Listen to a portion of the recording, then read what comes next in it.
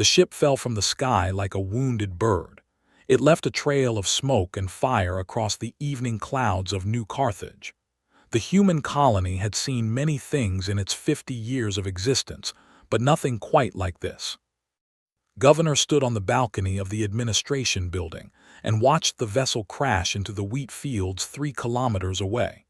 The impact sent a column of dirt and flame into the air. Emergency, sirens began to wail across the city. "Get me a response team out there now," said to his assistant, "and tell them to be careful. We don't know what that is." The year was 2347. Humanity had spread across 12 star systems. They had built colonies on worlds that would kill an unprotected human in minutes. They had fought wars with pirates and criminals. They had even made contact with alien civilizations. But humanity was still small.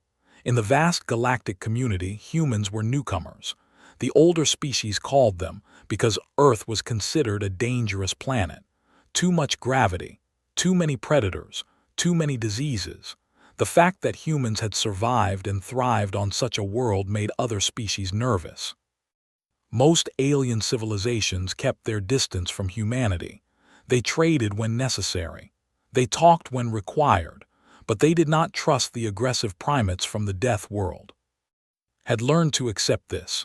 Humanity would prove itself in time. For now, they would grow quietly and build their strength. The response team reached the crash site in 15 minutes, watched the live feed from their helmet cameras as they approached the burning wreckage. The ship was unlike anything in human databases. It was long and elegant, with curves that suggested art more than engineering. But now it was broken and burning.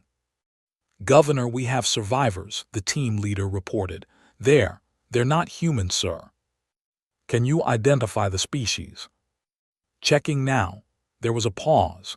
"Database says they're species, known for art and philosophy, no military capability. They're considered one of the most peaceful species in the galaxy." Frowned. That was hundreds of light years away. What were they doing here in human space in a damaged ship? "Bring them in," he ordered. "Get medical teams ready, and someone find me everything we have on them." The survivors were brought to the colony's main hospital. There were 12 of them. They looked like tall insects with 4 arms and 2 legs.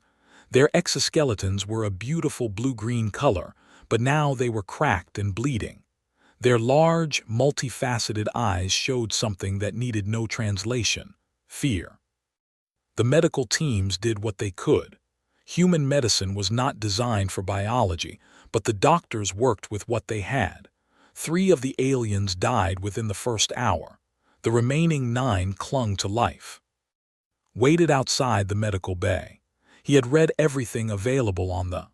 They were an old species, much older than humanity.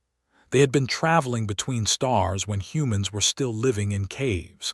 They were known for their beautiful art, their complex philosophy, and their complete rejection of violence. They had no army. They had no weapons. They believed that intelligent species should solve problems through discussion and understanding. This belief had served them well for thousands of years. But something had gone terribly wrong. One of the survivors was strong enough to speak. She was brought to in a wheelchair designed for human bodies. She did not fit well, but she did not complain. Her name, she said, was Saul. She was an ambassador. "Thank you for helping us," she said. Her voice was strange to human ears, but the translator made her words clear. "We did not know if you would." "Why wouldn't we help?" asked. Saul's large eyes studied him. "The other species. They warned us about humans. They said you were dangerous, violent, unpredictable." Smiled sadly. "We can be all those things, but we also help people who need help. What happened to you, Ambassador? Why is a ship crashing on a human colony world?" Saul was silent for a long moment. When she spoke again, her voice was heavy with grief. "Our people are dying, Governor. We are being exterminated." She told him the story. It had begun 2 years ago. A species called the Iran had approached space. They called themselves the Orion Dominion, and they were powerful.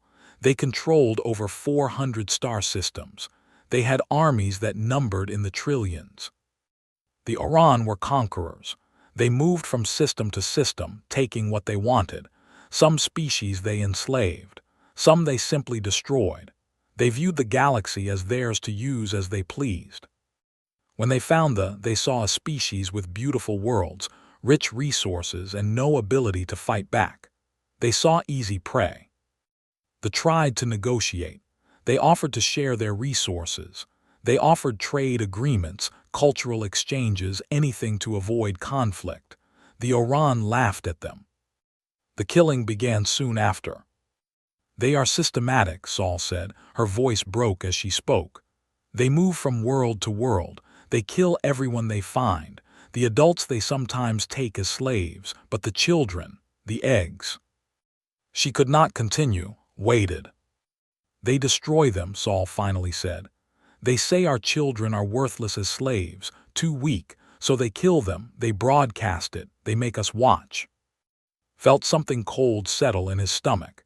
He had seen many terrible things in his life, but this was different. What about the Galactic Council? He asked. Haven't they done anything? Saul made a sound that might have been a bitter laugh. The Council has expressed concern. They have issued statements. They have imposed sanctions on the Dominion, but the Dominion does not care about sanctions. They do not trade with the Council species. They take what they want by force. And no one is willing to fight them. The Council species are afraid. The Dominion is vast. Their fleets are enormous. And the Council species, they have not fought a real war in centuries. They have forgotten how. They have committees and debates and resolutions, but they have no warriors. Understood. The galaxy was run by species who had evolved past violence. They had created a civilization of peace and prosperity, but they had no answer for an enemy who did not play by their rules.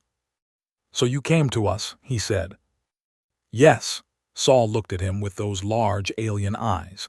We came to the dangerous ones, the species that everyone fears. She paused. Governor, my people have lost 17 colony systems. Billions have died. Billions more have been taken as slaves. Ours is under siege. We have perhaps months before we are completely destroyed. What are you asking for? Saul slowly, painfully, lowered herself from the wheelchair. She knelt on the floor before. It was clearly agonizing for her injured body, but she did it anyway. I am asking for protection, she said. I am begging for it.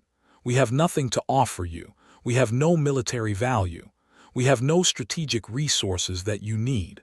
All we have is our art, our culture, and our children who are being murdered while the galaxy watches and does nothing. Looked down at the alien kneeling before him. She was so different from him. Different biology, different history, different everything. But in that moment, he saw something universal. He saw a mother pleading for her children. He saw desperation and hope and terrible, terrible fear. Please, Saul whispered, they are killing our children. Reached down and helped her back into the wheelchair. His hands were gentle. Ambassador, he said, I am just a colonial governor.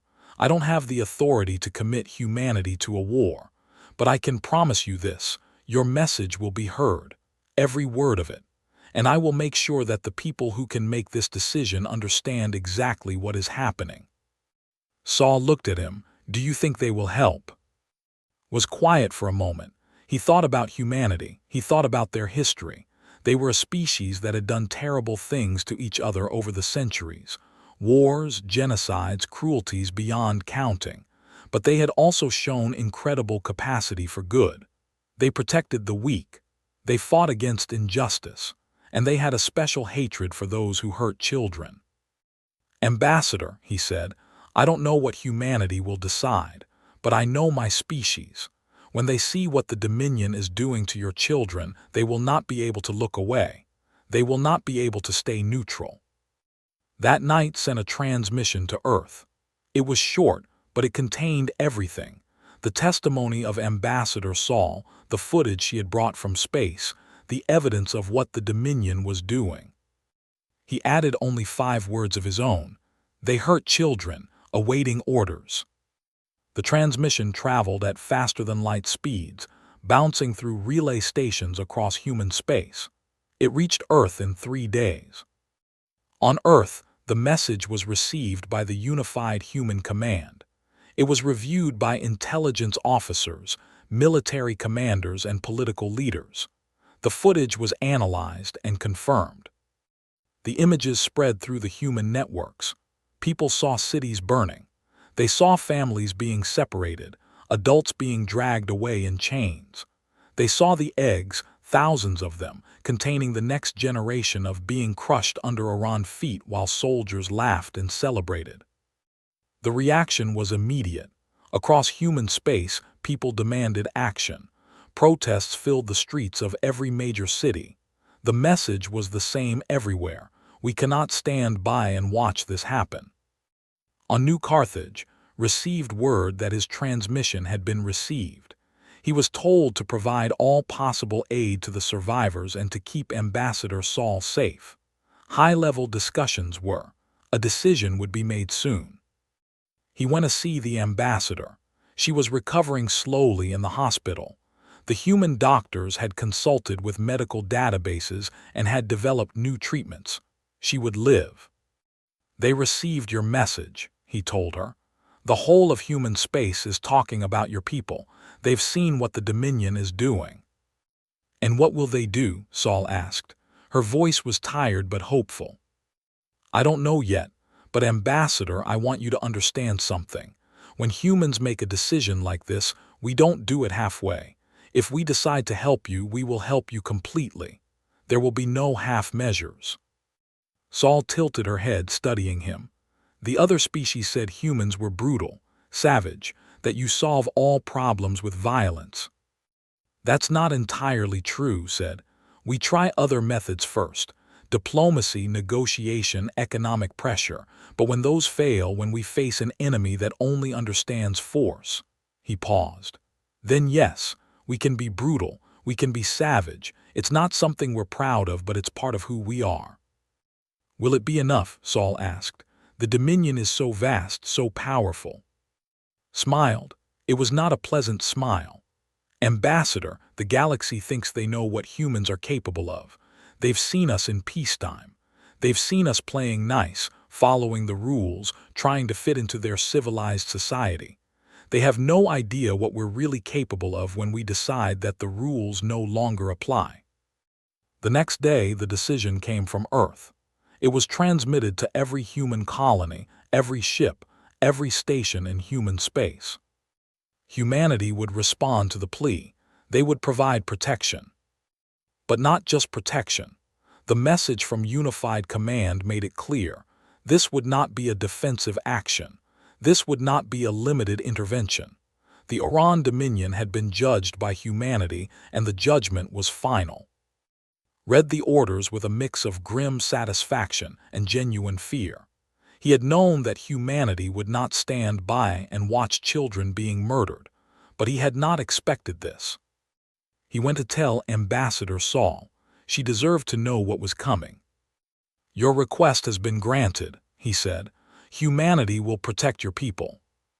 Saul's multifaceted eyes brightened with hope. You will fight the Dominion. We will do more than fight them, Ambassador. Handed her a tablet containing the official declaration. Read it for yourself. She read it slowly, her translator converting the human words into concepts she could understand. As she read, her eyes grew wider. When she finished, she looked up with something that might have been shock. This is not a declaration of war, she said. No, agreed, it's not. This is a declaration of extermination. Yes. Saul was silent for a long moment. The Dominion has trillions of soldiers, hundreds of fleets, 400 systems. How can humanity, how can you possibly? Ambassador, you asked us for protection. You asked us to stop the people who are killing your children. We are going to honor that request, completely. But so many will die, not just soldiers, civilians, families. Looked at her with hard eyes. How many civilians have died? How many families have been destroyed? How many of your children have been murdered? Saul could not answer. The Dominion had a choice, continued. They could have left your people alone. They could have accepted your offers of peace. They chose to be monsters instead. Now they will learn what happens when monsters attract the attention of something worse. 3 days later, a message was broadcast across all frequencies, in all languages, reaching every corner of Orion space. It came from the unified human command. To the Orion Dominion, the species is now under the protection of humanity. You will immediately cease all hostile actions against them. You will withdraw from all space. You will return all prisoners unharmed. You have 72 hours to comply. There will be no negotiation. There will be no second warning. The response from the Dominion came quickly. It was broadcast on public channels for all to see. The Dominion laughed at the humans. They called them insects pretending to be predators. They said humanity was a minor species with delusions of grandeur. And then, to prove their contempt, they executed 100 prisoners on live broadcast. They made sure the humans could see everything. The adults begging for mercy, the eggs being crushed, the soldiers celebrating. The final message from the Dominion was simple. Come and try, little humans. We will add your species to our collection. On New Carthage watched the broadcast with Ambassador Saul. She wept, a strange whistling sound as her people died on the screen, stood beside her in silence. When it was over, he received a new transmission from Earth. It was one word, authorized. He looked at Saul. Ambassador, I want you to know that we did give them a chance. We offered them a way out. They chose this. What happens now? She asked. Now, said quietly, they learn why the galaxy fears the. Somewhere in the dark spaces between stars, humanity's hidden weapons began to wake. Ships that had never been registered with the Galactic Council. Weapons that violated every treaty ever signed. Technologies that had been developed in secret, hidden away for the day when they might be needed. That day had come. On Earth, Fleet Admiral stood in the command center of Unified Human Command. Around her, officers worked at their stations, coordinating the largest military operation in human history. On the main screen, a countdown timer showed the hours remaining until the deadline expired. Admiral, one of her officers said, the Dominion has made no move to comply with our demands. Their fleets are still in space. The executions continue. Nodded, she had expected nothing less. When the timer reaches 0, she said, activate the Reapers. The officer hesitated. Admiral, once we do this, there's no going back. The galaxy will never look at us the same way. Looked at the screens showing the Dominion's atrocities. She thought about the children. She thought about Ambassador Saul kneeling before a human governor, begging for help. The galaxy can think what it wants, she said. We made a promise, we're going to keep it. The countdown continued. The deadline approached. And in the dark spaces where humanity kept its darkest creations, the Reapers waited for their orders. The galaxy was about to learn what happened when you made enemies of the. Fleet Admiral had not slept in 48 hours. She stood in the war room of Unified Human Command, surrounded by screens that showed more data than any human mind could process. But she was not trying to process all of it. She was focused on one thing, the countdown timer. 36 hours remained. Around her, the greatest military minds in human space worked at their stations. Generals, admirals, intelligence officers, and strategic planners. They had been called to Geneva from every human colony, every fleet, every military base. This was the largest gathering of human military leadership in history. And they were all terrified. Admiral, the latest intelligence reports are ready, said Commander David Park, her chief of staff. He placed a tablet on the table in front of her. The numbers are significant. Picked up the tablet and read. The Orion Dominion, 407 star systems, 12 trillion citizens, standing armies of 200 billion soldiers, 3,000 capital ships, each one larger than anything in the human fleet, 50,000 smaller combat vessels, industrial capacity that dwarfed human civilization by a factor of 20. By every measure, the Dominion was a giant. Humanity was an insect by comparison. "What are our current numbers?" asked.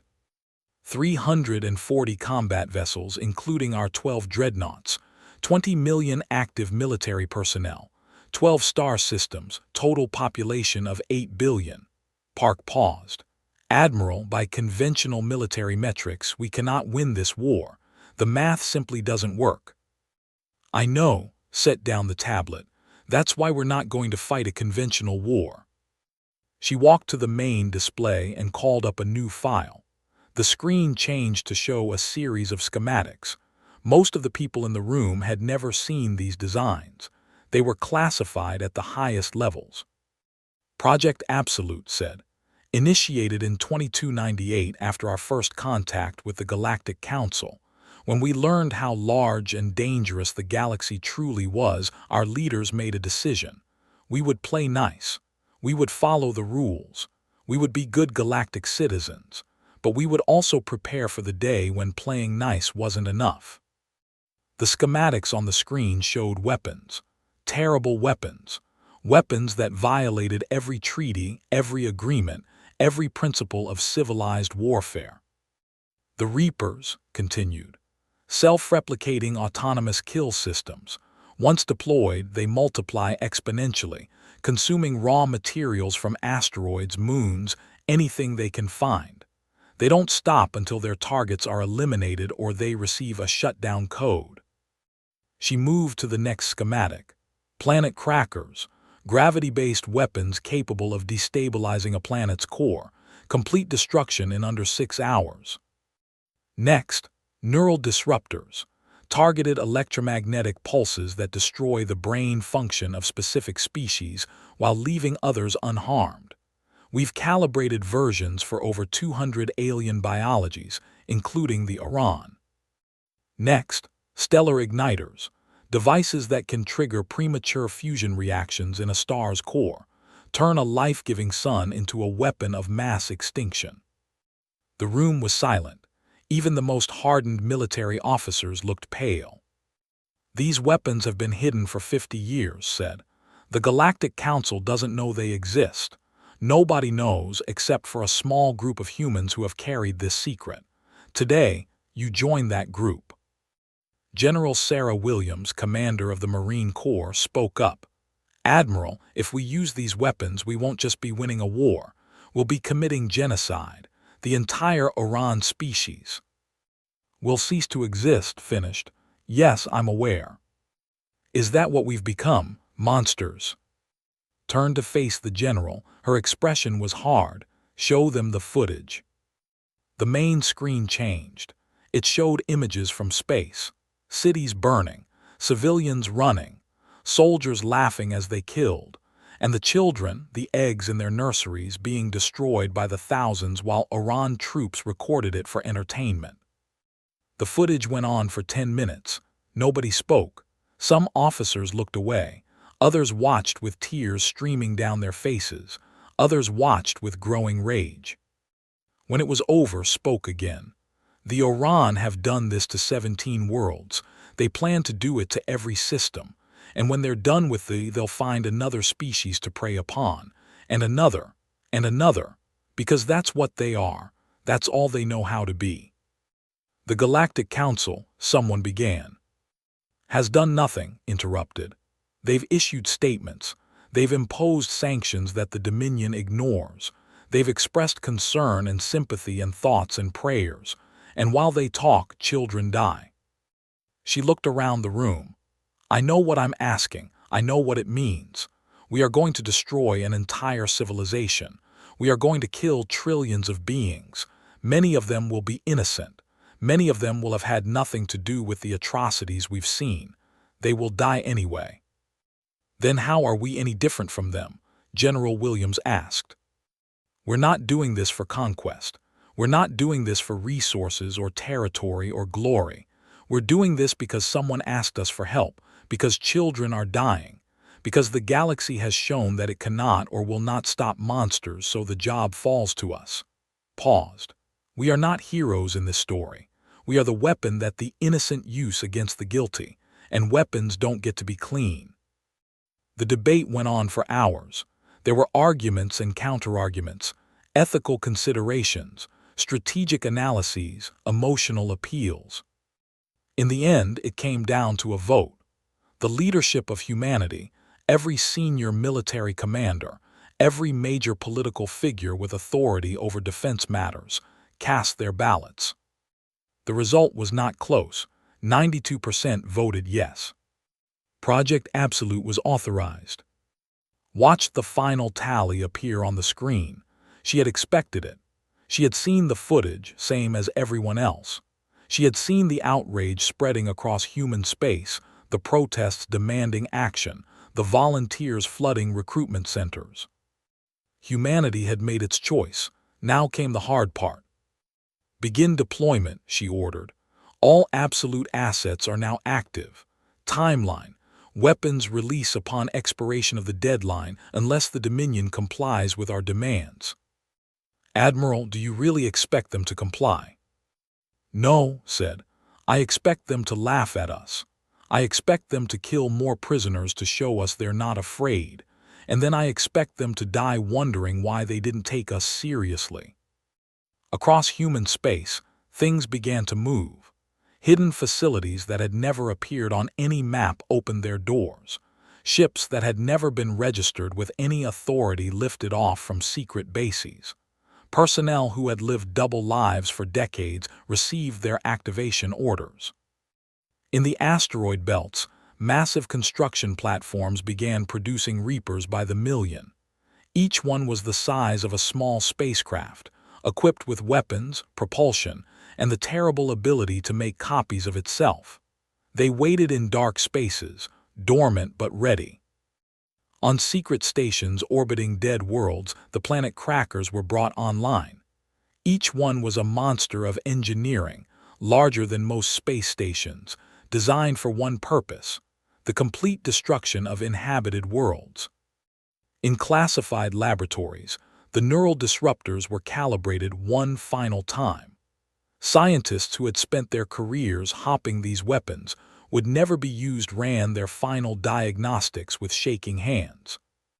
And in the deep black, where no one could see, humanity's most terrible secret waited: the stellar igniters, devices that could end solar systems. They had been placed years ago, hidden in the outer reaches of strategic star systems across the galaxy, insurance policies that no one ever wanted to collect on. While the weapons prepared, humanity sent its message to the Oran Dominion. It was broadcast on all frequencies, translated into every known language, impossible to miss or ignore. To the Oran Dominion, the species is now under the protection of humanity. You will immediately cease all hostile actions against them. You will withdraw from all space. You will return all prisoners unharmed. You have 72 hours to comply. There will be no negotiation. There will be no second warning. The response came within hours. It was broadcast publicly, clearly intended to humiliate the humans. The Oran overlord himself appeared on the screen. He was massive, nearly 3 meters tall, with gray skin covered in ritual scars. Behind him, his throne room was decorated with the skulls of conquered species. "Little humans," he said, his voice dripping with contempt. "You think you can threaten the Dominion? You are nothing, a tiny species on a handful of worlds. We have crushed civilizations older and stronger than you. We have conquered empires that ruled for 10,000 years. What are you? Infants, playing at being warriors." He gestured to someone off-screen. "You want to protect the... Let me show you what we think of your protection." The view changed. It showed a group of prisoners, 100 of them, adults and elderly, chained together. Oran soldiers surrounded them with weapons raised. "These insects have been praying for rescue," the overlord continued. praying to their gods, praying to the council, and now, apparently, praying to the... Let us see how their prayers are answered. The execution was slow. The Oran soldiers took their time. They made sure the cameras captured everything. When they reached the eggs, a dozen of them, containing unborn children, they crushed them one by one, holding each one up to the camera first so the humans could see what they were destroying. When it was over, the Overlord returned to the screen. "Come and try, little humans. We will add your species to our collection. Your women will serve in our pleasure houses. Your men will die in our mines. And your children," he smiled, showing rows of sharp teeth, "your children will be entertainment." The transmission ended. In the war room, no one spoke. The silence was absolute. Then slowly reached for the communications panel. She opened a channel to all human forces. "This is Fleet Admiral. You have all seen the Dominion's response. You have seen what they are. You know what they have done. In 36 hours, we will show them what we are. All forces prepare for absolute deployment. There will be no retreat. There will be no mercy. There will be no stopping until the job is done." She closed the channel. Around her, officers began working with renewed purpose. Whatever doubts they might have had were gone now. The Dominion had made sure of that. On New Carthage, Governor watched the execution broadcast with Ambassador Saul. She made no sound as her people died. She simply watched, her multifaceted eyes fixed on the screen, her whole body trembling. When it was over, turned off the display. "I'm sorry," he said. "I'm so sorry you had to see that." Saul was quiet for a long moment. Then she spoke, her voice barely a whisper. "They were from the eggs. Those were children from my sister's nursery. She sent them away when the invasion began, hoping they would be safe." Didn't know what to say. There were no words for this kind of pain. "Your people," Saul continued. "They sent demands. They gave the Dominion a chance to stop. And this is how the Dominion responded." She looked at with something new in her eyes, something that might have been hope or might have been fear. "What will humanity do now?" "What we said we would do," answered. "We don't make empty threats, Ambassador. We don't bluff. When we say there will be consequences, there are consequences." But the Dominion is so powerful. The Dominion thinks they know what power is. They're about to learn otherwise. On Earth, in her private quarters, Admiral stood before a window looking out at the city of Geneva. It was night, and the lights of the city sparkled below her. 8 billion humans on this planet. 8 billion more across human space, all of them counting on her to make the right decisions. She thought about what was coming, the deaths that would result from her orders. Not thousands, not millions, trillions, an entire species wiped from existence. History would remember her as either a savior or a monster, probably both. Her communicator beeped. "Admiral, we've received a message from the Galactic Council. They're demanding an emergency session to discuss our ultimatum to the Dominion. They're calling it provocative and dangerous."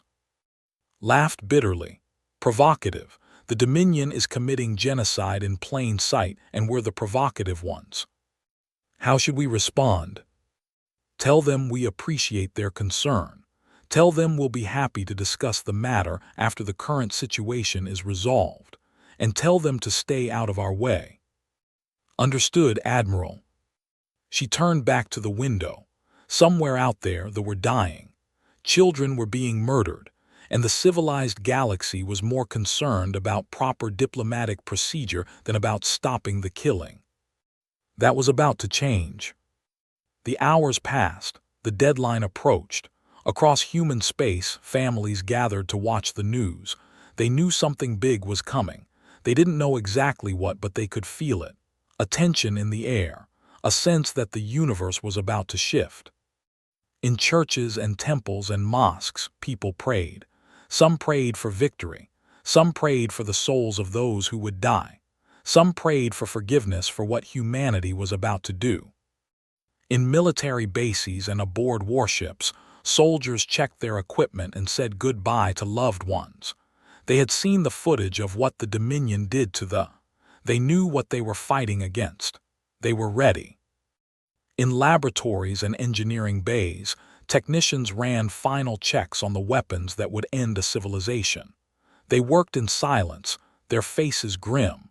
They had built these things hoping they would never be used.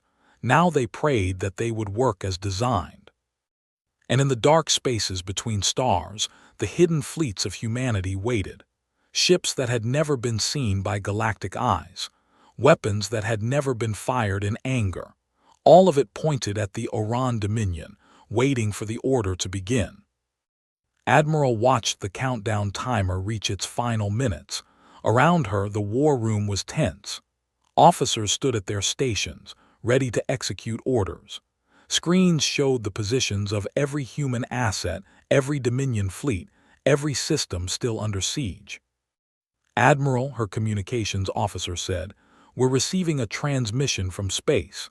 It's Ambassador Saul." "Put her through."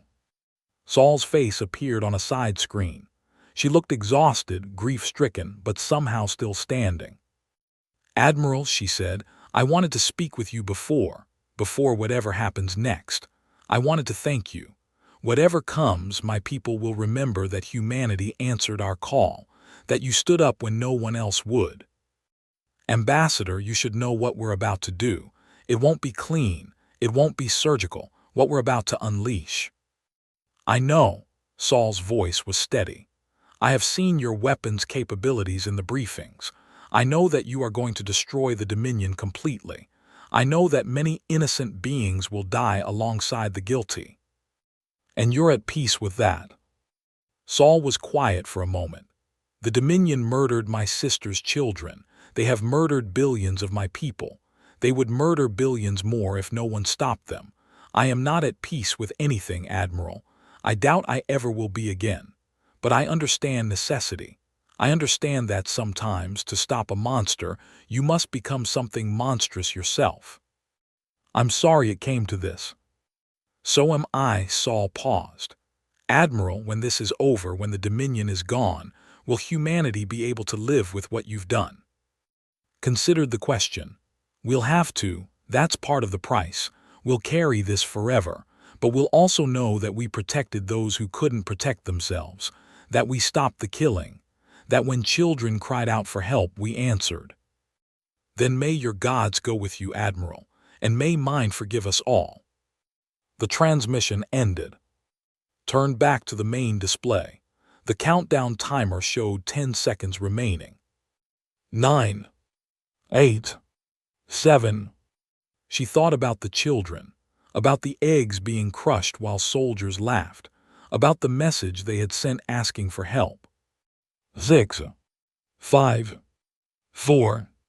She thought about the Dominion's response, the arrogance, the cruelty, the absolute certainty that they were untouchable.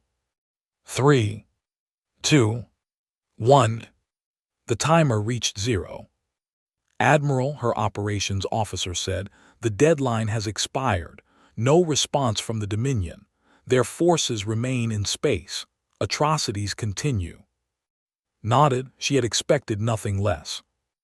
"Activate the Reapers," she said. "Deploy all absolute assets. Authorization code Alpha 77 Omega." Across human space, the machines of war came to life. Ships jumped into fold space.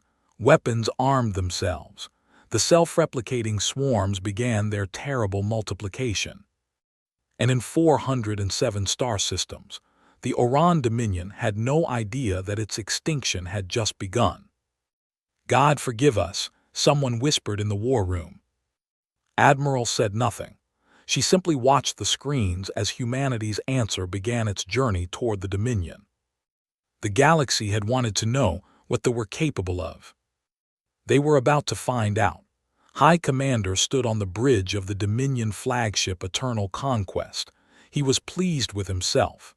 The human ultimatum had been exactly the entertainment he had hoped for. His troops were still laughing about it. Threatening the Dominion, the idea was absurd. Had commanded the siege of the for 6 months. It had been easy work. The insects had no weapons, no soldiers, no way to fight back. They simply died, which was what inferior species were supposed to do. The human message had arrived 3 days ago, had expected the Council to send another useless diplomatic mission. Instead, the humans had made threats, actual threats, as if they had any power to back them up. He had responded by executing prisoners.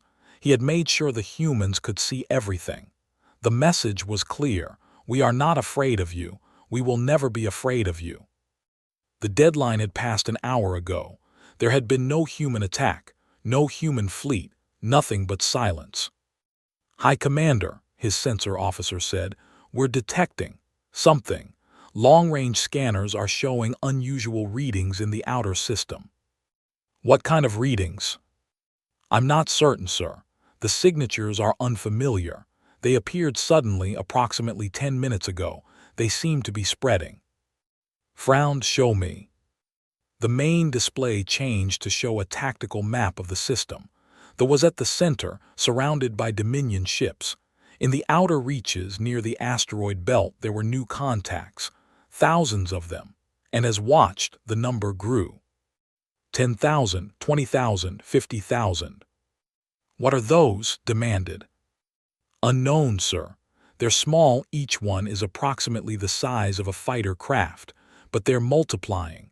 The numbers are increasing exponentially. 100,000, 200,000. Sir, they're heading toward us, all of them, velocity increasing." Felt the first hint of unease. "Launch interceptors, destroy them." "Yes, sir." The Dominion fighters launched by the hundreds. They raced toward the approaching swarm, weapons hot. The first Dominion pilots to reach the swarm opened fire. The small craft died by the thousands. They seemed fragile, easy to destroy. The Dominion pilots reported victory after victory. The swarm was being pushed back. Then the dead craft began to reassemble themselves. "Sir, the destroyed units are. They're rebuilding. They're using debris from our own missiles to create new units." Watched the display in disbelief. For every enemy craft destroyed, 2 more appeared. The swarm had stopped being pushed back. Now it was advancing again, faster than before. 500,000, 1 million, 2 million. "All ships open fire," ordered. "Everything we have." The Dominion fleet unleashed its full firepower. Beam weapons and missiles and enough destructive power to shatter a moon. The swarm took terrible losses. And kept coming. And kept growing. "High Commander, we're detecting similar swarms emerging in all Dominion systems, all 407 of them. They appeared simultaneously. They're all advancing on our positions." Stared at the display. This was impossible. The humans didn't have this capability. Nobody had this capability. What were these things? The first Reaper reached the Dominion fleet. It was small, barely the size of a shuttle. It should have been insignificant against a capital ship with armor measured in meters. But it didn't try to penetrate the armor. Instead, it attached itself to the hull and began to eat. "Sir, the enemy craft, it's consuming our hull plating. It's using the material to build copies of itself." Within minutes, the Dominion cruiser Heavy Fist was covered in Reapers. They swarmed over its surface like insects, breaking it down piece by piece. The ship's distress signals cut off as its communication systems were consumed. Then the Reapers that had built themselves from the Heavy Fist moved on to the next ship. Watched his fleet begin to die.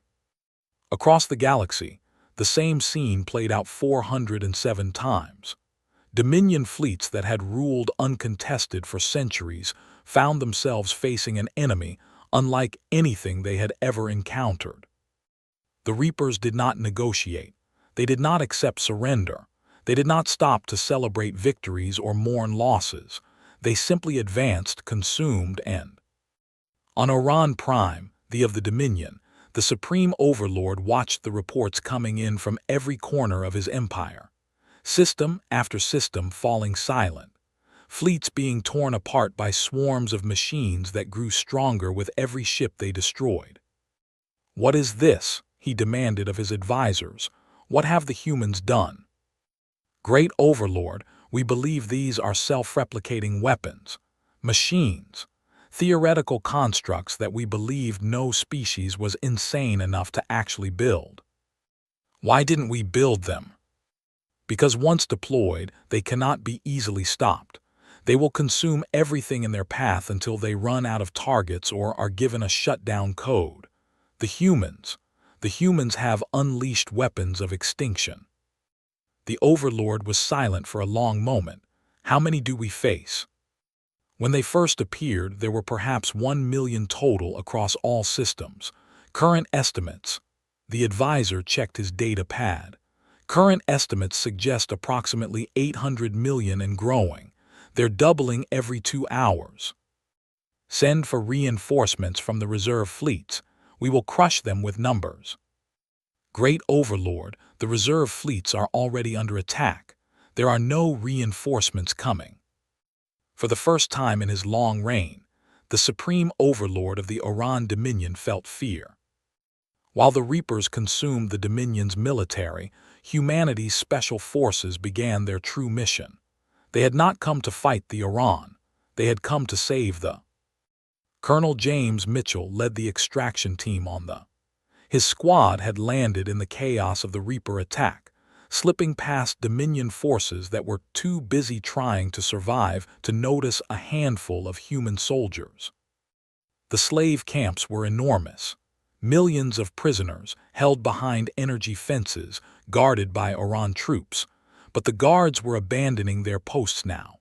The sky was full of Reapers, and the Dominion soldiers cared more about their own survival than about keeping insects in cages. Mitchell's team cut through the fences with plasma torches. The inside stared at them in confusion and terror. "We're human," Mitchell announced through his translator. "We're here to evacuate you. Follow us to the landing zone. Human ships will take you to safety." One of the prisoners, an elderly female with a cracked exoskeleton, approached him slowly. "You came," she said. "You actually came." "Yes, ma'am, we did." "The Oran said no one would help us. They said the galaxy had abandoned us. They said we would die here." Mitchell looked up at the sky, where Reaper swarms were tearing apart Dominion warships like they were made of paper. "The Oran were wrong about a lot of things. Move quickly, please. We have a lot of people to evacuate and not much time." Similar scenes played out across Dominion space. Every world where prisoners were held, human special forces appeared. They moved like ghosts through the chaos, finding the prisoners, cutting them free, guiding them to extraction points. The humans did not fight the Oran. They didn't need to. The Reapers were doing that job. The humans were there for one reason only, to keep the promise they had made. "You asked for protection. We said yes. Now let us take you somewhere safe." On the bridge of the Eternal Conquest, High Commander watched his empire die. The swarms had grown beyond counting. Billions of Reapers now swarmed through the system, consuming everything they touched. The Dominion fleet, once the terror of a dozen species, was being eaten alive. And then something worse arrived. "High Commander, new contact emerging from Fold space. It's massive, larger than anything in our databases." The planet Cracker emerged from faster-than-light travel like a monster rising from the deep. It was 30 kilometers long, a floating mountain of metal and malice. Its weapon systems were unlike anything the Dominion had ever seen. It ignored the battle around it. The Reapers parted to let it pass. It had only one target, the... "Stop it," ordered. "Throw everything we have at that ship." The remains of his fleet turned to face the new threat. Thousands of weapons fired at once, a barrage that should have been enough to destroy a small moon. The planet Cracker didn't even slow down. Its shields absorbed the attack like water absorbing raindrops. It continued its slow, inevitable approach to the planet below. Opened a communication channel. "Human vessel, This is High Commander of the Dominion. I demand to know your intentions. The response came in a cold, synthetic voice.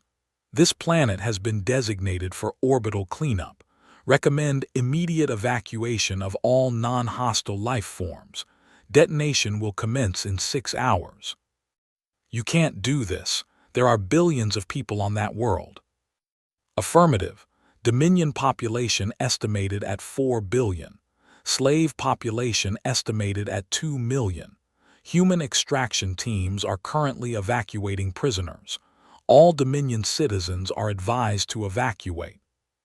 Evacuate to where? Your swarms are destroying everything.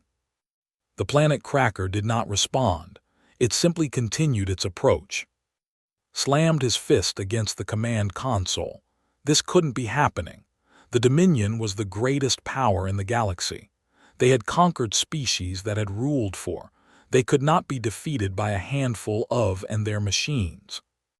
All ships fall back to the. We will make our stand at Aura Prime. Send word to the Supreme Overlord. Tell him we need everything he has. What he couldn't know, was that the same scene was playing out in every Dominion system. 407 planet crackers emerging simultaneously. 407 worlds marked for destruction.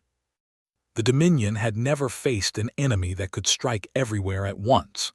They had built their empire on the assumption that they would always have time to respond, to reinforce, to overwhelm their enemies with superior numbers. But you can't reinforce when everywhere is under attack. You can't overwhelm an enemy that doesn't care about losses, because it builds new forces faster than you can destroy them. The humans had not come to fight a war. They had come to execute a sentence. On Aura Prime, the Supreme Overlord watched his empire crumble. Reports came in from every system. The swarms were everywhere. The planet crackers were approaching inhabited worlds. Dominion fleets were being consumed faster than they could retreat.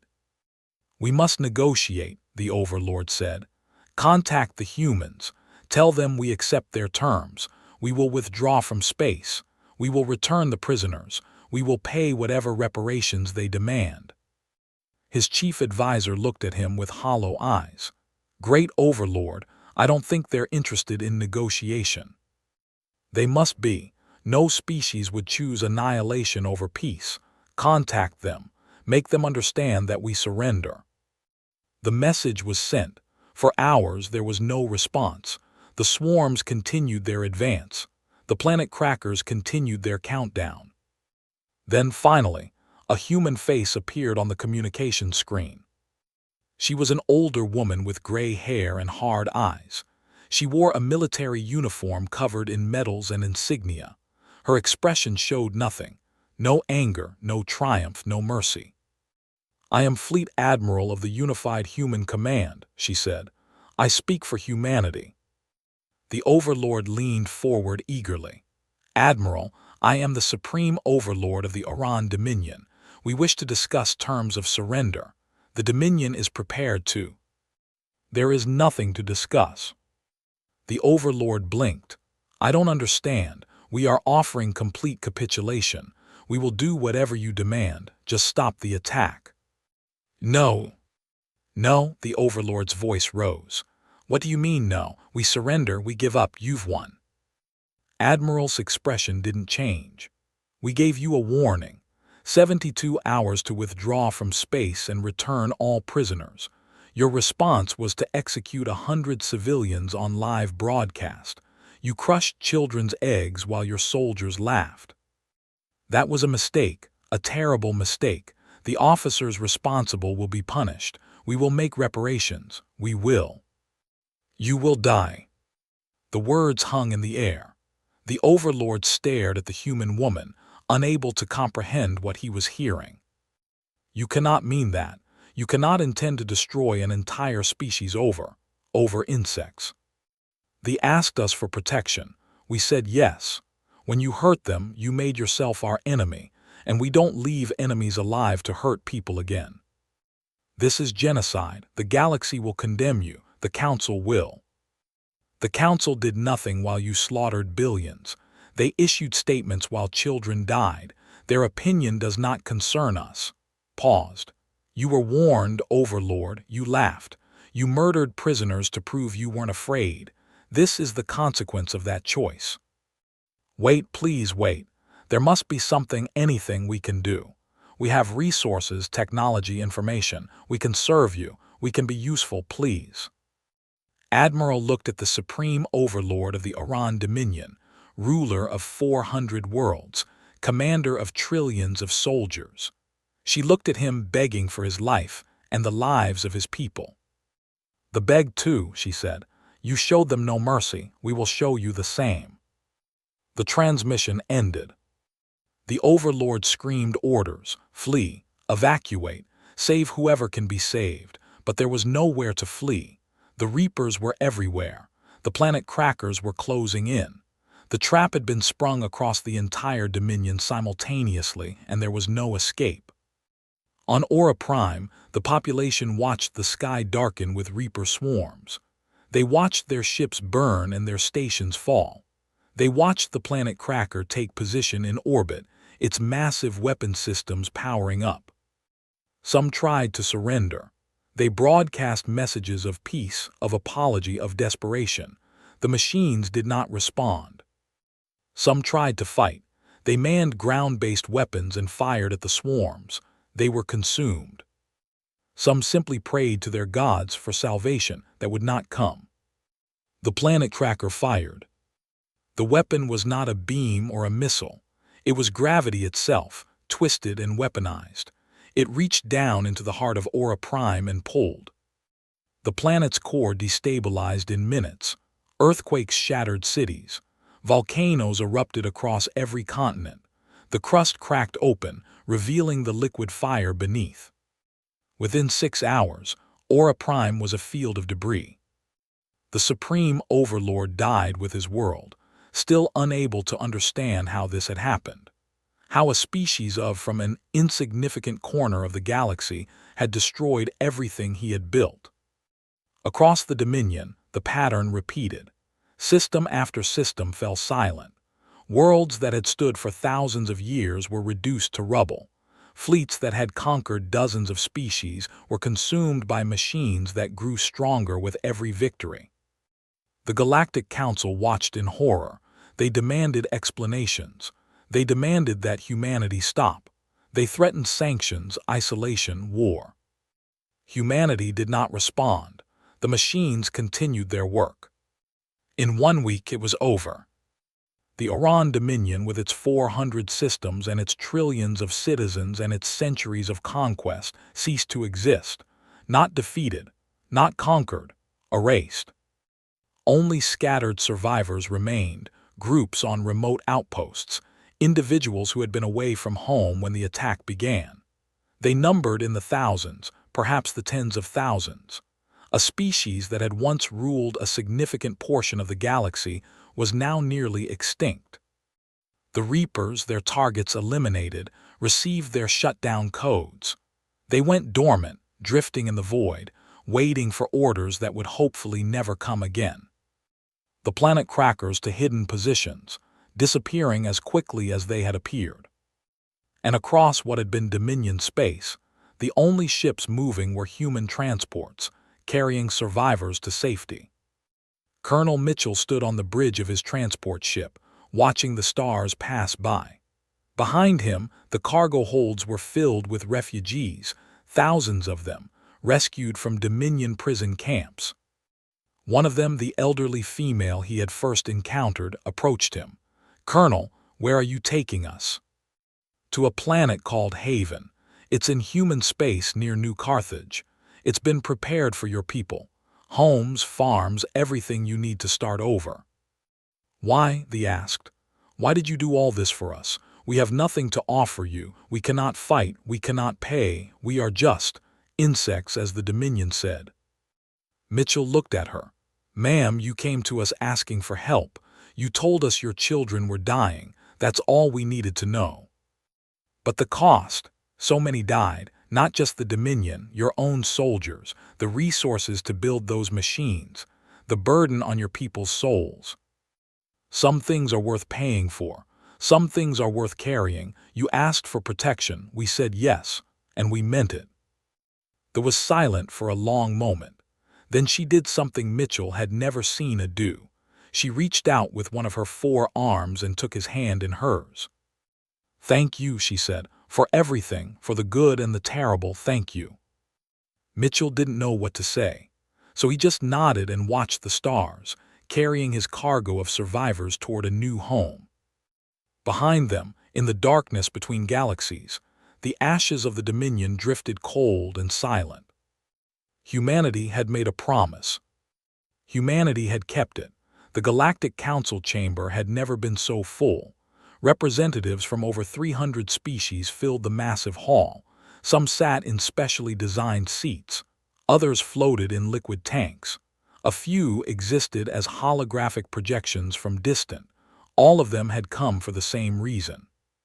They needed to talk about the humans. High Counselor Ara of the Collective called the session to order. He was old, even by the standards of his long-lived species. He had served on the council for 400 years. He had seen empires rise and fall. He had negotiated peace treaties and trade agreements. He had helped build the galactic civilization that had brought prosperity to countless worlds. He had never seen anything like what the humans had just done. "This emergency session of the Galactic Council is now in order," he announced. "The matter before us is the human action against the Oran Dominion. I call upon Ambassador of the Federation to present the findings of the investigation committee." Ambassador rose from her seat. She was tall and thin, with silver skin and eyes that seemed to glow with inner light. Her species was known for their calm rationality, but today even she seemed shaken. "High Counselor, fellow representatives, the investigation committee has concluded its preliminary assessment of the recent events in Oran space." She paused, consulting her notes. "The facts are as follows." She began to recite the data. The number of Oran systems destroyed, 407. The estimated death toll, 12 trillion sentient beings. The time from first attack to complete annihilation, 7 standard days. The weapons used by the humans include self-replicating autonomous systems, gravitational destabilization devices, and various other technologies that we did not know existed. These weapons were deployed simultaneously across all Oran territory, suggesting a level of planning and preparation that spans decades. The chamber was silent. Even the representatives who had disliked the Dominion, and there were many, seemed stunned by the scale of what had happened. "The human action was not a war," Ambassador continued. "It was an extermination. The Oran species has been reduced to approximately 40,000 individuals scattered across remote locations. For all practical purposes, they are extinct. Their civilization, their culture, their history, all of it has been erased." She looked around the chamber. "The investigation committee concludes that humanity has committed the largest act of genocide in galactic history." The chamber erupted. Representatives shouted accusations and demands. Some called for immediate military action against humanity. Others argued that such action would be suicidal after what they had just witnessed. A few quietly noted that the Dominion had been doing the same thing to the, and no one had cared enough to stop them. High Counselor Ara called for order. Eventually, the chaos subsided. "We have received a request from the human government to address this council," he said. "After much debate, the request has been granted. I now call upon Fleet Admiral of the Unified Human Command to speak." The chamber fell silent as a holographic projection appeared in the center of the room. Admiral stood there, her uniform crisp, her expression calm. She looked small compared to the massive alien representatives surrounding her, but no one in the room made the mistake of thinking she was weak. "High Counselor, representatives, thank you for allowing me to address this body." Her voice was steady, almost casual. "I understand that you have questions about humanity's actions. I will answer them as clearly as I can." Representative of the hegemony rose to speak. He was large and aggressive, with scales covering his body and teeth that had evolved for tearing flesh. His species had been rivals of the Dominion for centuries. "Admiral, your species has committed genocide on a scale never before seen. You have killed trillions. How do you justify this atrocity?" Looked at him without flinching. "We received a request for protection from the people. They were being systematically exterminated by the Oran Dominion. We issued a warning to the Dominion and gave them 72 hours to withdraw. They responded by executing prisoners and daring us to attack. We attacked. That does not justify killing an entire species." The Dominion was killing an entire species. They had destroyed 17 worlds and were preparing to destroy the rest. Billions of civilians had already died. Children were being murdered in their nurseries. Your council issued statements of concern. We ended the threat by becoming the very thing you claim to oppose. His expression hardened. "Representative, the Dominion did not stop killing when we asked. They did not stop when we warned. They laughed and killed more. The only way to save was to remove the Dominion's ability to threaten anyone ever again. That is what we did. And if another species threatens someone, will you destroy them too? If another species begins systematically exterminating civilians and refuses to stop when given the opportunity, yes, we will." The chamber erupted again. Councillor Ara struggled to restore order. When he finally succeeded, he spoke directly to "Admiral, you must understand our concern. You have demonstrated capabilities we did not know existed. You have shown a willingness to use those capabilities in the most extreme manner possible. How can any species feel safe knowing what humanity is capable of?" Was quiet for a moment. "Counselor, for 50 years, humanity has been a minor member of the galactic community. We've followed your rules. We've respected your treaties. We've tried to fit into the civilization you built. And what did we see?" She gestured around the chamber. "We saw a galaxy where the strong prey on the weak, where species like the Dominion can commit atrocities for centuries, and the response is sanctions and diplomatic notes. We saw a civilization that talks about peace but has no answer when someone refuses to be peaceful. They came to you first," continued. "They begged the council for help. You offered them words, so they came to us because they had no one else. They knelt before us and asked us to save their children. We said yes." "But the cost," someone started. "The cost was paid by those who earned it. The Dominion chose to be monsters. They chose to kill children for sport. They chose to laugh when given a chance to stop. Every death that followed is on them, not on us." Ambassador spoke up. "Admiral, even if we accept your justification for attacking the Dominion, the scale of your response raises serious concerns. You didn't just defeat them. You didn't just stop the attacks. You exterminated them. You left no possibility of recovery or redemption." Nodded. "That's correct." Why not accept their surrender when it was offered? Why not allow at least some portion of their species to survive? Because they would have done it again. The chamber was silent. "The Dominion has been conquering and killing for 800 years, said. 800 years of taking what they wanted from species who couldn't stop them. Do you really believe they would have changed? That a species with that much history of violence would suddenly become peaceful just because they lost one war? People can change. Societies can reform. Some can, the Dominion wouldn't have. We studied them. Their entire culture was built on conquest and domination. Their religion told them they had a divine right to rule. Their children were raised from birth to see other species as inferior. Even if we had defeated them conventionally and imposed terms, within a generation they would have rebuilt.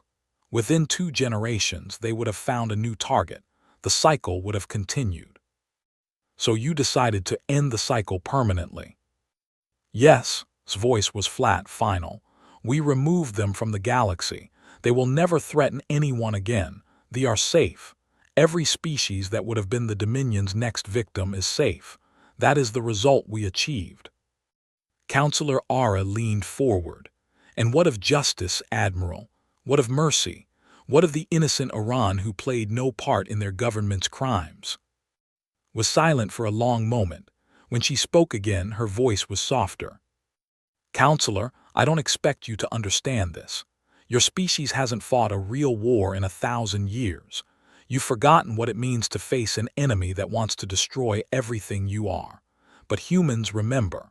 We remember the wars we fought against each other before we learned to live in peace. We remember what happens when you show mercy to an enemy who will not do the same. She looked around the chamber. Yes, innocent Iran died. Yes, children who had done nothing wrong died alongside the soldiers and leaders who ordered the atrocities. I will carry that weight for the rest of my life. Every human who participated in this action will carry that weight. We do not pretend to be righteous. We do not claim to be heroes. Then what do you claim to be? We claim to be the species that answered when they asked for help. We claim to be the species that stopped a genocide in progress. We claim to be the species that made sure it could never happen again. If that makes us monsters in your eyes, so be it.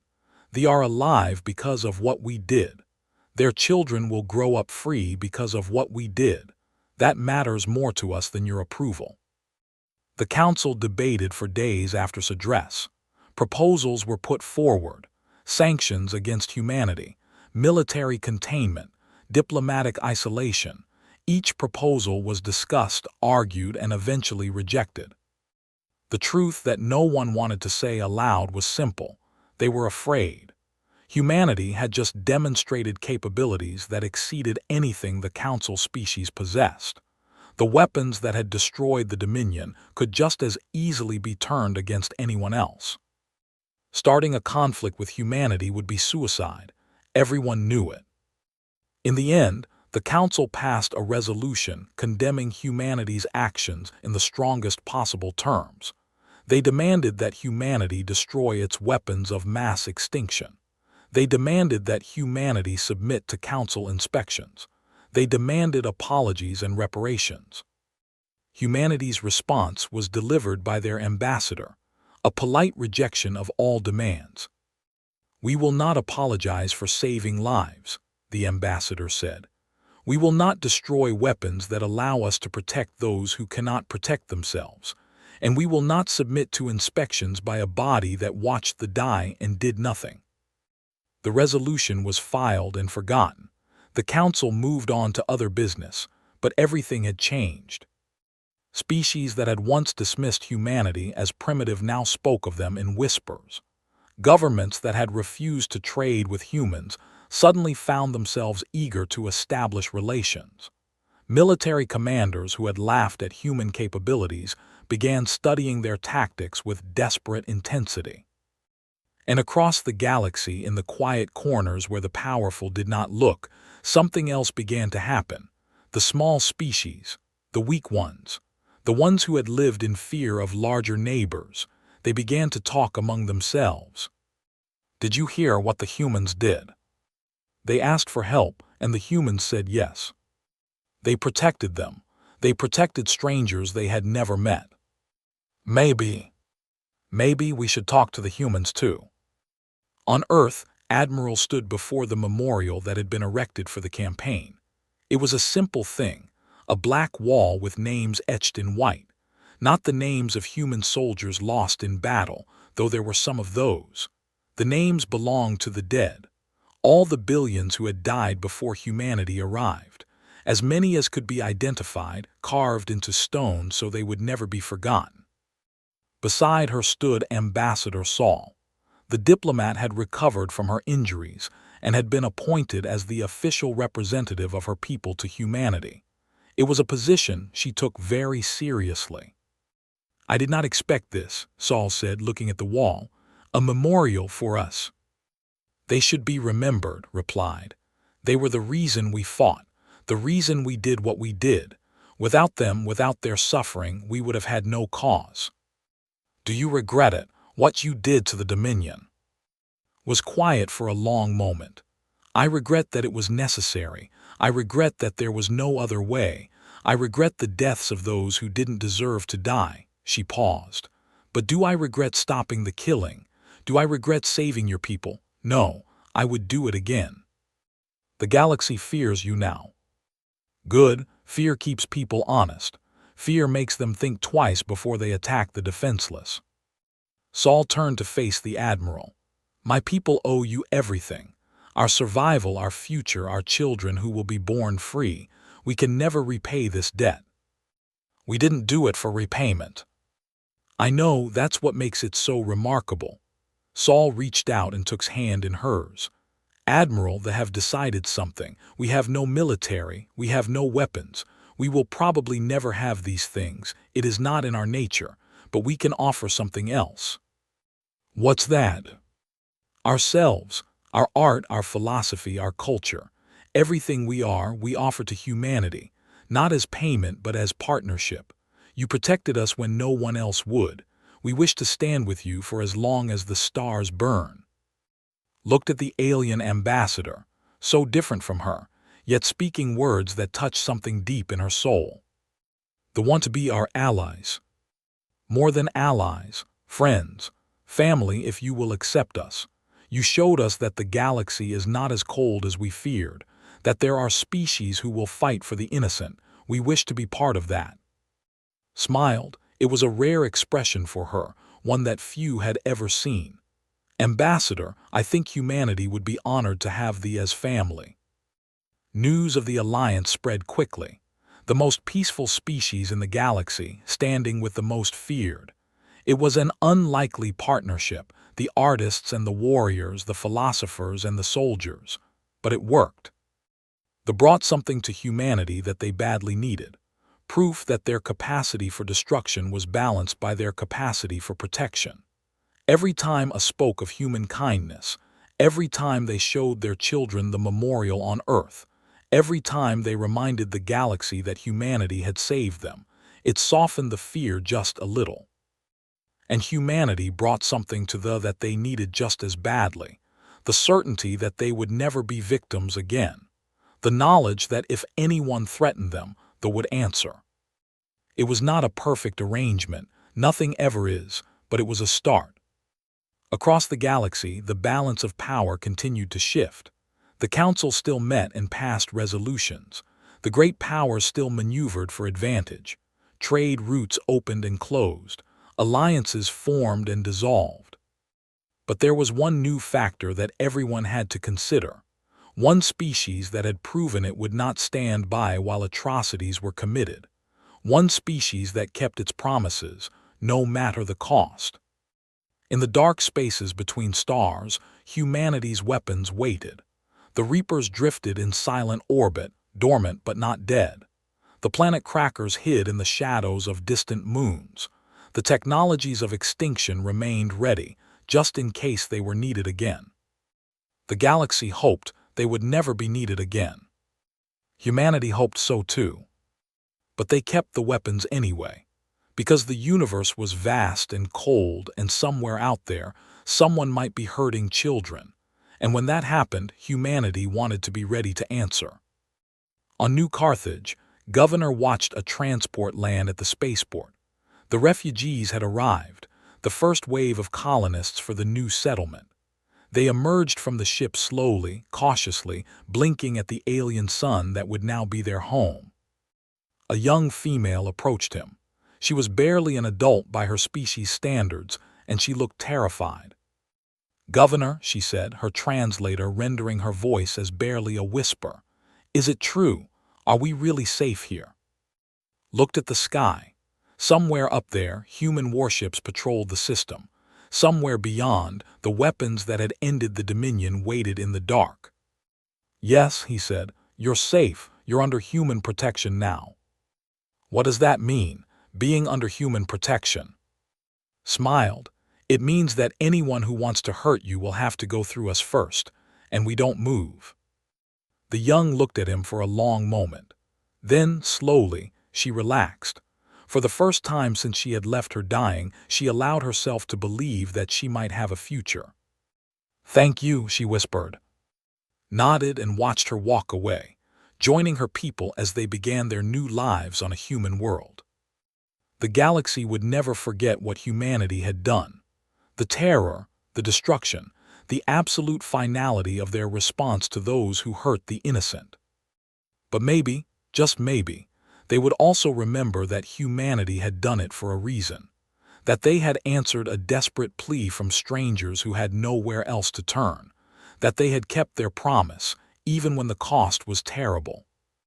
Maybe that mattered too. Only time would tell. 1 year had passed since the fall of the Dominion. The galaxy had changed in ways both large and small. The balance of power had shifted. Old alliances had crumbled and new ones had formed.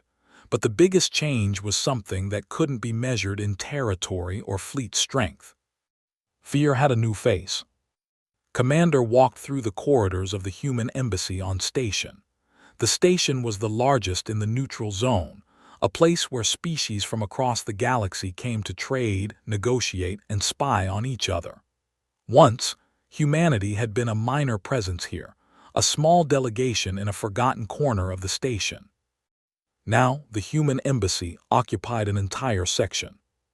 She passed through security checkpoints staffed by human marines in full combat armor. The weapons they carried were standard issue, nothing like the horrors that had ended the Dominion. But every alien who saw them knew what those soldiers represented. Reached her office and sat down at her desk. A stack of reports waited for her. Intelligence briefings, diplomatic requests, trade proposals.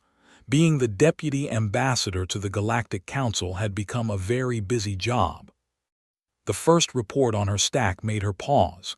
It was from the Intelligence Division, flagged as urgent.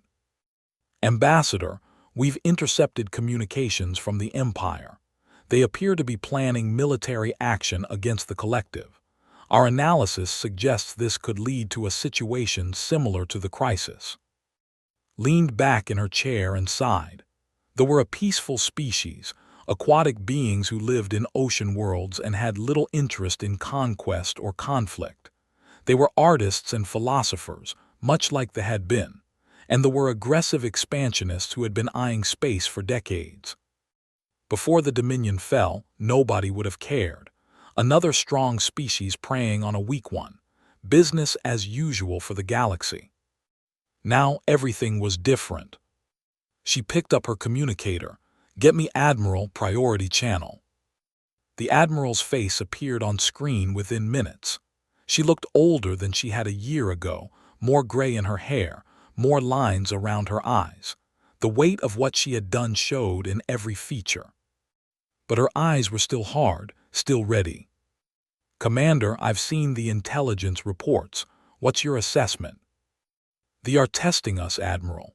They want to know if our response to the Dominion was a one-time event or a policy. If they attack thee and we do nothing, every aggressive power in the galaxy will take note. And if we do something, then they'll know that our protection isn't limited to that anyone who commits atrocities faces the same consequences. Was silent for a moment. Have they asked for our help? Not yet. I don't think they know how serious the threat is, but our intelligence suggests they are planning a first strike within the next 3 months. Then perhaps we should make our position clear before the shooting starts. Nodded slowly. Draft a message to make it very clear that we are watching. Make it very clear what happened to the last species that decided to commit genocide. Understood, Admiral, and reach out to them quietly. Let them know that if they want human protection, they can have it. We won't force ourselves on anyone, but we won't let another happen either. The transmission ended. Began drafting messages, one threatening, one offering hope. 2 sides of the same coin, 2 aspects of what humanity had become. On New Carthage, the colony of Haven was flourishing. What had begun as a refugee settlement was now a thriving community. They had built homes suited to their biology, with tall spires and open spaces that caught the light of the foreign sun. They had planted gardens filled with crops from their seeds that had been saved and smuggled out before the Dominion completed its destruction. Ambassador Saul walked through the central garden, watching children play among the flowers. Children, born free, knowing nothing of the terror their parents had survived. They laughed and chased each other, their voices carrying on the wind. She still had nightmares sometimes. She still woke in the night thinking she could hear Dominion soldiers breaking down the doors. But those moments came less often now. The fear was fading, slowly replaced by something she had almost forgotten how to feel. Hoping. A human woman approached her, governor's assistant, a young woman named Sarah. Ambassador, you have visitors. They arrived this morning on a transport from the outer systems. Saul tilted her head in curiosity. Who are they? They said they're from the collective. They asked to speak with you specifically. The ambassador felt a chill of recognition. She knew what this meant. She had been in their position once not so long ago. Bring them to me. There were beautiful creatures, tall and slender, with silvery scales and flowing fins that seemed to move like water even in the air. There were 3 of them, and they all looked terrified. The leader introduced herself as Wave Singer.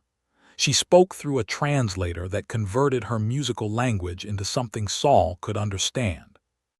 Ambassador, please forgive this intrusion. We did not know who else to turn to.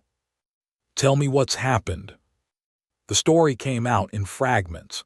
Reports of fleet movements, intercepted communications suggesting invasion plans, a council that responded with the same useless concern it had shown when they were dying. We heard about what the humans did for your people, Wave Singer said. We heard that they answered when no one else would. We heard that you are safe now under their protection. Saul nodded slowly. It is true. Can they help us? Can they protect us too? Saul thought about the question carefully. She remembered kneeling before Governor, begging for help, not knowing if the humans would answer. She remembered the fear and the hope and the terrible uncertainty. I cannot speak for the humans, she said finally, but I can tell you what I have learned about them. They are not saviors, they are not saints, they are capable of terrible, terrible things. What they did to the Dominion, you have heard the stories. We have heard. Then you know what they are capable of. If you ask them for help and if they say yes, they will not stop until the threat is ended, completely ended. There will be no half measures. There will be no compromise. Are you prepared for that? Wave Singer exchanged looks with her companions. We are a peaceful people, Ambassador. We have never made war. The thought of violence sickens us. So are the. But when we faced extinction, we had to make a choice. Accept death or accept help from those who could save us, even if their methods horrified us. And do their methods horrify you? Saul looked out at the garden, at the children playing in the flowers, at the community that existed because humanity had answered her plea. What the humans did to the Dominion was terrible, she said. I will never forget the reports, the death toll, the scale of destruction. Part of me will always mourn for the lives lost, even the lives of those who wanted to destroy us. She turned back to but my people are alive. Our children are growing up free. Our culture continues. And that would not be true if the humans had not answered our call. So yes, their methods horrify me, but I am grateful beyond words that they were willing to use those methods on our behalf. Wave Singer bowed her head. We understand. Will you help us speak to them? I will do more than that. Come with me. Saul led the delegation to the Human Administrative Center. She requested an immediate audience with Governor and was granted one within the hour. The governor listened to the story with a grim expression. When they finished, he was quiet for a long moment. Your intelligence matches ours, he finally said. We've been watching for some time. Their buildup is concerning. Then you will help us? Wave Singer asked, hope and fear mingling in her voice. That's not my decision to make, replied, but I will pass your request up the chain. Admiral and the Command Council will make the final call. How long will that take? Not long. We've learned from our experience with when someone asks for help, we don't waste time with debates. The governor stood and extended his hand, a human gesture of agreement that the had learned about. Wave Singer took it in her webbed fingers. I can't promise you anything, said, but I can tell you this. Humanity doesn't like bullies. We don't like species that prey on the peaceful. If they want to start something, they should think very carefully about what happened to the last empire that decided to commit genocide. They left with something they hadn't had when they arrived: hope. 1 week later, a message was broadcast across all frequencies.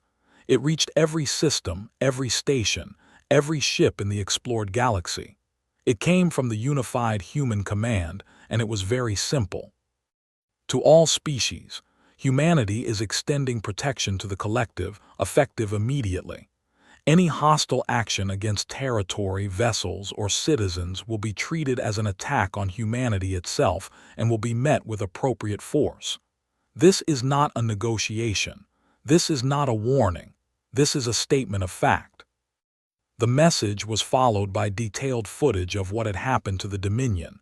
Every planet cracked open, every fleet consumed by reapers, every system reduced to debris. The message was clear. This is what happens to those who test us. The Empire canceled its invasion plans within 48 hours. Their emperor issued a statement expressing respect for sovereignty and denying any hostile intentions. Diplomats were dispatched to negotiate peaceful trade agreements. Nobody believed they had changed their minds out of the goodness of their hearts. Everyone knew they were simply afraid. In the council chambers, the reaction was mixed. Some representatives welcomed humanity's actions as a necessary correction to galactic lawlessness. Others condemned it as vigilante justice, arguing that humanity had no right to decide who was protected and who wasn't. The human ambassador listened to the debates with patient calm. When asked to respond, she said simply, "We make no claims to authority over the galaxy. We don't seek to rule or control anyone, but we will not stand by while innocents are slaughtered.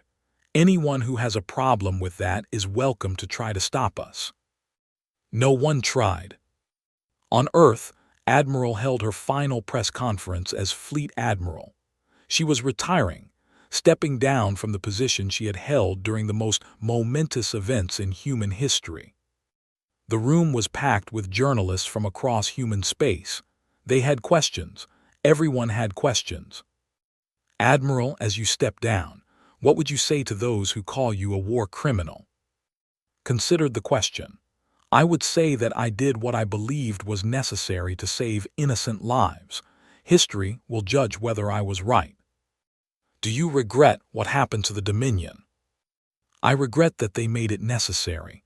I regret that there was no other way, but I do not regret the outcome. They are alive. They are safe. The galaxy is a little less cruel today than it was 2 years ago." "What do you say to those who fear humanity, who see us as monsters after what we did?" Smiled, a rare expression that transformed her stern features. "I say that they should think about why we did what we did. We didn't destroy the Dominion for territory or resources or power. We did it because someone asked us for help, because children were dying and no one else would stop it." She looked directly into the cameras. "If that makes us monsters, then perhaps the galaxy needs more monsters. Because the civilized species, with all their rules and protocols and diplomatic processes, stood by and watched while billions died. We did not stand by. We will never stand by. And any species that preys on the innocent should understand exactly what that means." The press conference ended, walked out of the room and down the long corridor to her office. She had one last duty to perform. Her successor was waiting for her, Admiral James Park, a younger officer who had served under her during the Dominion campaign. He would carry the burden now. "Admiral Park," she said, handing over her command codes, "the fleet is yours." "I'll try to live up to the example you set," he replied. "Don't try to be me, be yourself. Make your own decisions, just remember one thing." "What's that?" Looked out the window at the stars, the same stars she had been watching her entire career. "We are not warriors because we love war. We are warriors because there are people who need protecting. Never forget that. Never let the power we wield become an end in itself. It's a tool, a terrible tool. Use it wisely." "I understand. I hope you do. I hope you never have to use it at all." She paused. "But if you do, don't hesitate, don't second guess. When someone asks for help and you decide to answer, answer completely. That's what it means to be human." She shook his hand and walked away. Her career was over. The future belonged to others now. 1 year later, the galaxy was transformed. Humanity remained a minor power by most measures. 12 systems, a population that barely registered compared to the great empires. But influence is not measured only in numbers. They flourished under human protection. Their art and philosophy began to spread across human space, enriching the culture of their protectors. Human children studied music. Students attended human universities. Two species, utterly different, had become family. They emerged from their oceanic isolation and began to engage with the wider galaxy for the first time in centuries. Protected by the shadow of human power, they no longer feared their aggressive neighbors. And in the quiet corners of the galaxy, other species began to take notice. The weak ones, the vulnerable ones, the ones who had lived in fear for generations, never knowing when a stronger neighbor might decide to take what they had. They watched they saw species that had been targeted for extinction now living in peace and safety. They began to wonder if perhaps, maybe, there was hope for them too. A transmission arrived at human space. It came from a small species called who lived on a single world in a distant sector. They were being threatened by raiders, criminal enterprises that preyed on isolated systems. Their plea was simple. "We have heard of what you did for we have heard that you protect those who cannot protect themselves. We are few. We are weak. We have nothing to offer you, but we ask with all hope, can you help us?" The message was received by a young communications officer named Lieutenant Maya, a distant relative of the governor of New Carthage. She read it twice, then forwarded it to command. Within hours, a response was dispatched. Human patrol ships were diverted to space. The raiders received a warning, leave or die. They left. They were safe. It wasn't a major event. It didn't make the news on most worlds. No planets were cracked, no species was exterminated, no council resolutions were passed. It was just a small action, a minor deployment of force to protect those who couldn't protect themselves. But it meant everything to and word spread. Humanity helps. Humanity answers. Humanity protects. The pattern repeated again and again across the years that followed. Small species, forgotten species, species that no one else cared about, they sent their messages into the void, hoping that the humans would hear. And humanity answered. Not always with fleets and weapons, sometimes with food and medicine, sometimes with engineers to help build defenses, sometimes with diplomats to negotiate on their behalf. The tools varied, but the message was always the same. You asked for help, we said yes. On the memorial wall on Earth, new names were added every year. Not just names now, names, the names of dozens of species who had been saved by human intervention. The wall grew, the list of the protected grew longer. And in the dark spaces between stars, humanity's terrible weapons waited. The Reapers drifted in silent orbit.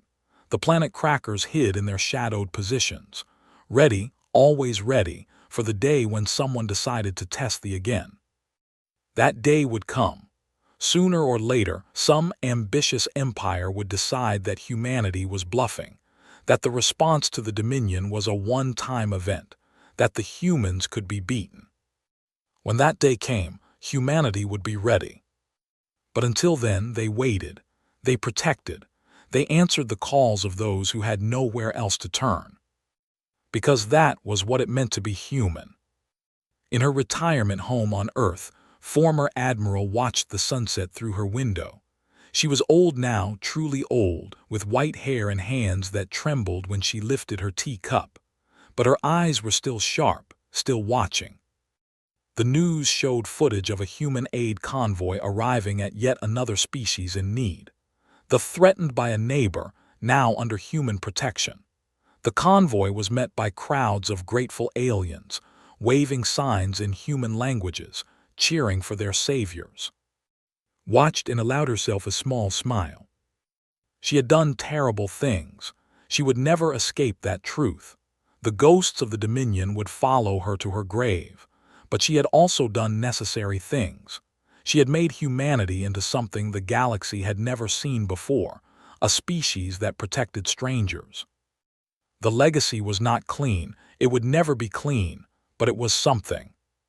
Her communicator beeped, a message from Admiral Park, her successor.